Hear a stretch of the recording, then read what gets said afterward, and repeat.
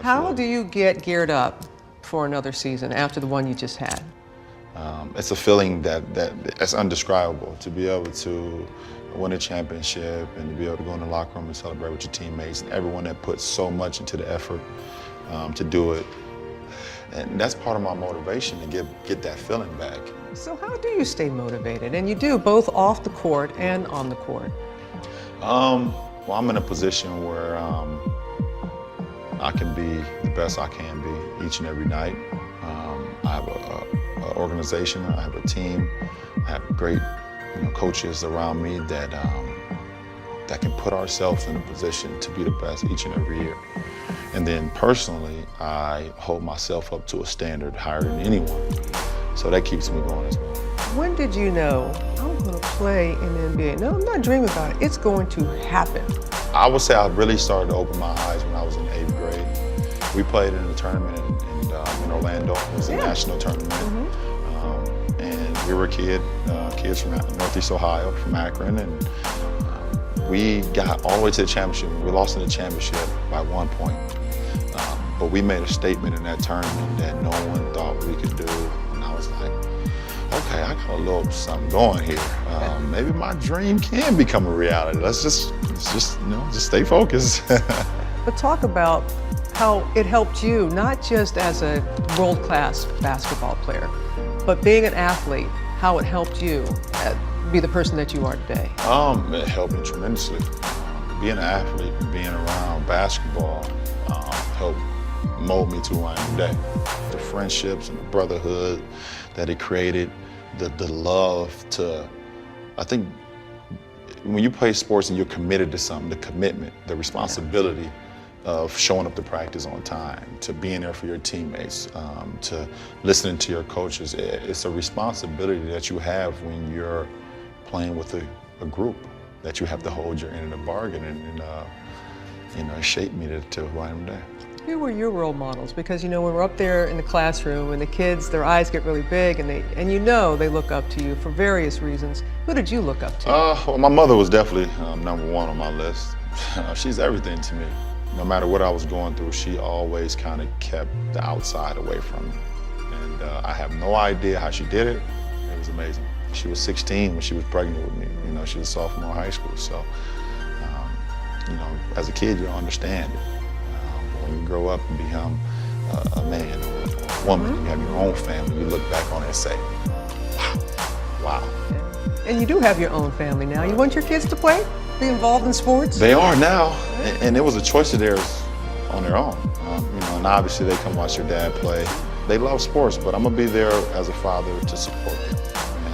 And if it's something that they want to do, then I will be there to support them. Just the expectation.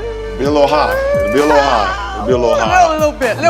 Set the bar a little high for them. A little bit. We go on ESPNW and we ask Facebook and Twitter some questions. This is from Matt, and he asks, if you were not a professional athlete, what would you be doing right now as far as a job? Not in sports, a job. It would have to be something in the community. I've always kind of enjoyed being around kids. It's part of our job to be there for these kids, to be able to shed light on darkness, to be able to give these kids an opportunity to possibly make their dreams become a reality. And for me personally, I can hold my end of the bargain. And this one is from Marcus. This is good too. Do you see the access fans and especially sports media get with today's players have either hurt, helped, or a mixture of both for the world of sports? Well, I think in my case, and the guys that I'm around, it's helped. I think social media has done a great job of allowing our fans to have more of a connection with the sports figures that they love. And because it's not realistic for us to touch every fan that loves us. We wish we could, but it's not realistic. But the simple fact that you can go send out a tweet and tell your fans what you're doing, it allows them to feel like they're human, they're accessible. I've tried to use it to the best way I can to let my fans know, hey, I don't take you guys' love and support for granted. It's every day. It's around the clock every single day, working on my body, either with treatment or working on my body in the weight room, continue to build strength throughout the season when everybody else is kind of tearing down. working on my game on the court, not putting too much pounding on my legs when I'm on the court, but being very efficient. You know, I've kind of figured that out, my 15th season. So, like I said, I'm honored and happy what I've been able to do. I don't take it for granted that I've been available for my team every game, and hopefully I can continue. I've always wanted to ask you, how do you deal with the mental tediousness every day, every rep, and never getting more? It's very tough and it's very challenging, and I think over time you just kind of learn how to grow with it and how to deal with it when certain situations happen throughout either a team struggling or you're struggling personally, or your body feeling fatigued, or your mind sometimes feeling fatigued, and how you can deal with it to kind of get refreshed or hit a reset button. So it's very challenging, and you just have to go through it. And there was never someone I could talk to when I was coming up, or that was a part of this league that I could kind of lean on. I've learned everything on the fly. And I'm not talking about like the game. Obviously, I've had coaches, I've had teammates, things of that nature. But as far as being an NBA player, how to approach it, how your body and things of that nature, how do you continue to stay consistent? I've learned all of that on my own, all on the fly, because I never had somebody that I could go to. So, and nobody ever kind of lended their hand to me either. So I've kind of just figured it out. Can you count on one hand the times where you said to yourself, I really don't feel like doing it today, whether it's in the summer or? Yeah. I've had a lot of those times, and then probably like 2 or 3 minutes later, I was like, "Get your ass up, let's get to work." That's just how I am. I mean, we all feel that way. We're just like, I just ain't got it today. But as soon as I feel that, I always feel like it was somebody else that was like, "Well, I got it today," because he may not be getting up. I don't like that feeling. I know better to ask you to put anything in historical context because you are an in-the-moment person about this stuff, but in the moment, what does it feel like to be in your 8th straight finals, 9th overall? I don't know, I'm a loss for words, but it's a blessing to be able to be a part of the big stage. And this is the biggest stage that you can get in our sport, and that's the finals. It's the Super Bowl, it's the Stanley Cup, it's the World Series, it's the finals, and I've been a part of it for 8 straight years. Do you remember that moment with Tim Duncan after your first finals in 2007 in the hallway? We're going to drive these guys. This is going to be your league in a little while. But I appreciate you giving us this year. I will never forget that moment. At that point in time, obviously, I didn't want to hear that. They had just swept us on our home floor, but the better team won, obviously. And I was young, but just to be able to go through experiences like I've always talked about, the best teacher in life is experience. So I've been able to experience so much all the way to get me to this point.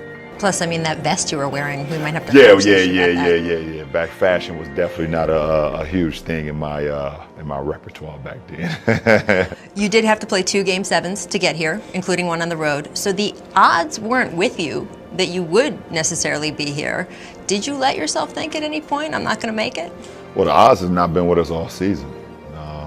Even if you start back to the summertime when I felt like it was just bad for our franchise to be able to trade away our superstar, point guard. Obviously, I wasn't part of the communications and know what exactly went on between the two sides, but I just felt like it was bad timing for our team to just get rid of our point guard, and Kyrie Irving. So, I felt like the odds was against us, from the summer. We just had so many things going with our team. We shuffled in different lineups. We shuffled in different players. We made a trade at the deadline, and I can't sit here right now and say that that the finals was a part of my thinking. It was not. And even when you saw me at one point early in the season, I think it was in December or January, and you looked at me like, okay, come on now, I know you, what you're doing. And it's crazy because right before you seen me, I had already kind of hit that switch. I was like, okay, I'm not quite sure what we're going to do with this ball club. We're not playing good basketball, but you can't sell yourself short. But to sit here, I can't even lie to you, sit here and say will we be a part of the finals? I would be definitely lying to you if I said, yes, we would be in the finals in January or February. Yeah, you didn't think that was the case at all? It was that point where it was like, okay, will the Cavs even make the playoffs? And I was like, okay, I'm not selling for that conversation. Now that's ridiculous. Now, I got to get into the postseason, and I've always said, if I get into the postseason, no matter if I'm a 1 seed or 8 seed, or in this case, a 4 seed, I believe that we can do something. And look at it, we did something. We did something. Now that you are here, you guys are not favored to win this title. In fact, the odds betting against you from Vegas are the worst they have been in 16 years, which means they are giving you even longer odds than your 2017. What do you think about that? Well, I mean, at the end of the day, I think how resilient we've been in this postseason. We can lay our hat on that, and we're going to go through some tough times throughout this finals appearance. I know. I just know from being a part of the finals for 8 straight years. I know we're playing this team now for the 4th straight years, how much havoc and how much anxiety they cause, and then just being in the moment, you know, at times. Whatever happens here in this finals, are you comfortable with what it says about you or your legacy or any of that? Well, can I be comfortable? I'm never comfortable. I've gotten better with understanding that conversations are going to be conversations no matter what. You know, and it's so weird in that people kind of categorize like individuality and then team, and then take away one individual and say, okay, well, if you're that good, you should be able to beat that team. You know, and I think a lot of that conversation that bothers me a little bit, but it is what it is. You mentioned earlier in this interview about not wanting Kyrie Irving to be traded. Yeah. You actually made a phone call and said, I don't want this trade to happen. Yeah. Ownership decided to make the trade anyway. They decided that part ways with GM David Griffin, which is another thing you said you didn't want to have happen. What is the relationship with you and Dan Gilbert right now?